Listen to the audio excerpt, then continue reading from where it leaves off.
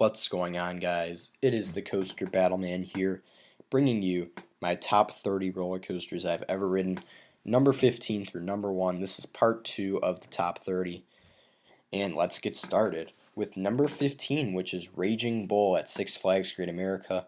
And Raging Bull and the next 3 coasters I could interchange so easily. It's just insane.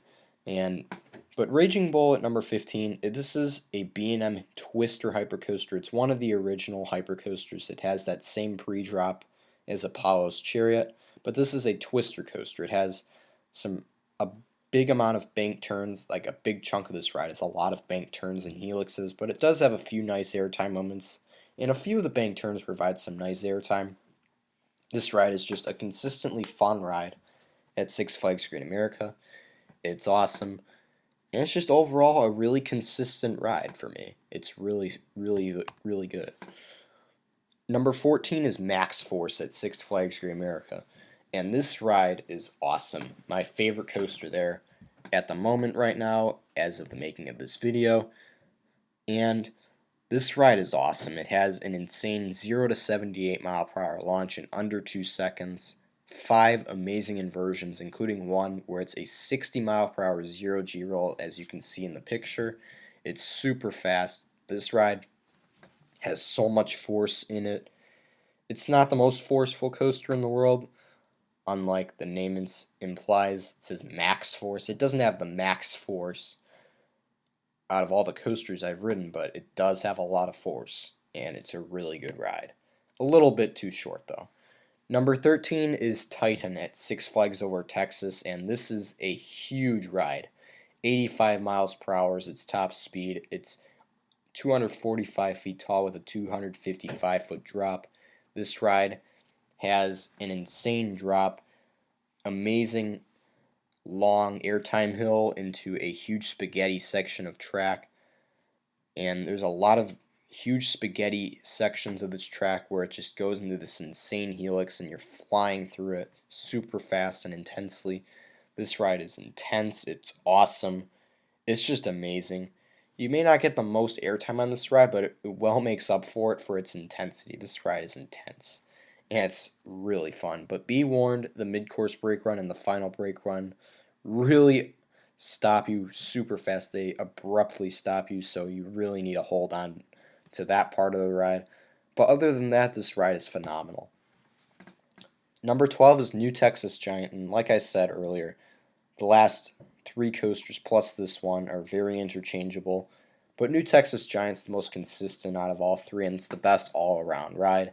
It has solid height, solid speed, solid length, and some really nice airtime and bank turns. The first half of this ride is that huge, nearly 80-degree drop, along with several bank turns throughout the ride. This is like the Millenium Force of RMC, because it's the original, and it has a lot of bank turns. Kind of funny there, but it's true. It has some really nice bank turns, and even though after the mid-course brake run, this ride does kind of slow down, and according to my fellow YouTuber friend Kumba06, he says the second half of this ride is like a mine train because of how slow the airtime hills are. This ride's still pretty good. It delivers some nice airtime in that second half, but the first half is really the best part of the ride. This is a really fun ride. Number 11 is the Beast, and this thing is long. It may not be that tall or fast, but just that insane length it has is just amazing. You are flying through the course, through several trees in the first half, and then in the second half you do this really nice slow-mo curve into a really insane drop into this huge helix that you can see in the picture. This ride is 5 minutes long. It's super long, like I said a bunch of times. It's just amazing. This ride has just such a high fun factor, despite being pretty rickety and pretty old. It was built in 1979, so it's its 40th anniversary. This ride is just phenomenal. Number 10 is Afterburn at Carowinds, and this is just my favorite B&M invert I've ridden. It has inversion after inversion. There's so many inversions on this ride. I don't know how many it has, but this ride is just awesome. Someone give me the inversion count in the comments below, please. But Afterburn is just an amazing ride. It has a really nice first drop, and all the inversions on this coaster. The entire layout of this coaster is just butter smooth, no head banging. It's fast, intense. I mean, the speed overall is not that fast, but this ride's fast because of its compact layout and the terrain it goes through. You have a really cool fog section. This is just a really fun B&M invert, and by far my favorite B&M inverted coaster. But number 9 is Kumba, and this is my favorite looping roller coaster from B&M. This is a classic. This ride is awesome. It has 7 inversions, including a huge vertical loop that goes over the lift hill and interlocking corkscrews. Even the Cobra roll on this ride is really good, and if you know that element's really good, that's how you know you're in an awesome ride. This coaster is my favorite type of B&M looping coaster model. The sit down I love, just going onto a train, just sitting on a normal seat and just going through an awesome layout like this. This coaster is phenomenal. It may not be the most intense coaster ever ridden, like people have said. Like Kumba's like one of the most intense coasters in the world and all that, but this coaster is fairly intense, especially if you're in the back rows, the last 2 rows. But this ride is just focused on all those inversions. And I just wanted to keep marathoning this coaster when I was at Busch Gardens Tampa, but there were so many coasters that I needed to get on all of them. So I only rode this coaster like 5 times, which is still a lot, but it had no line, so I could have rode it a bit more, but this ride, nevertheless, is awesome. Number 8 is Diamondback at Kings Island, and this is an awesome B&M hypercoaster. Tall, fast, long, loaded with airtime, but has a slight rattle. Other than that slight rattle it has, this coaster is phenomenal. Number 7 is Twisted Timbers at King's Dominion, and this is my favorite roller coaster there, despite what people have to say about King's Dominion's top 2, Intimidator 305, Twisted Timbers. It interchanges. For some prefer Intimidator 305, but I'm on the Twisted Timbers side. This ride is a lot better than it in a lot of aspects. Okay, probably not stats like height, speed, track length, but this ride feels really long despite its lower track length because it's only 100 feet tall. Intimidator 305 is triple the height, and it has only like 2,000 more feet more than this. But this ride is huge. It's just long, and it has amazing. That first drop is really cool because it's like a barrel roll first drop. It's fun. It gives some nice hang time.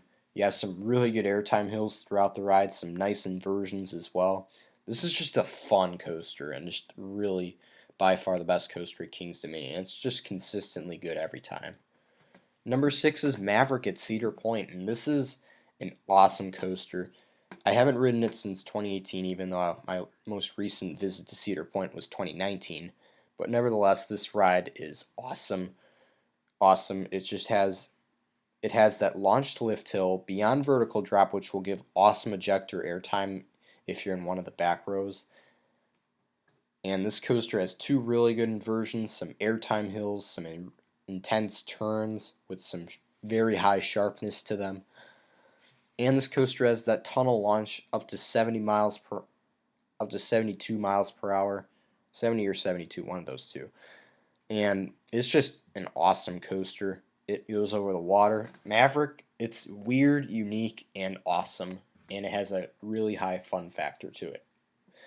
Number 5 is Intimidator at Carowinds, and this is just a perfect B&M hypercoaster, like a perfect traditional B&M hypercoaster, I'd say. It has a nice L-shaped layout, and this ride, out of all of the B&M hypercoasters I've ridden, has the most airtime. This thing has just airtime hill after airtime hill after airtime hill, and it's super long, and in my opinion is the superior Intimidator over Intimidator 305. Number 4 is Steel Vengeance at Cedar Point, and this ride is huge. It's the world's first hyper hybrid. It's the tallest, the fastest, the longest, steepest hybrid.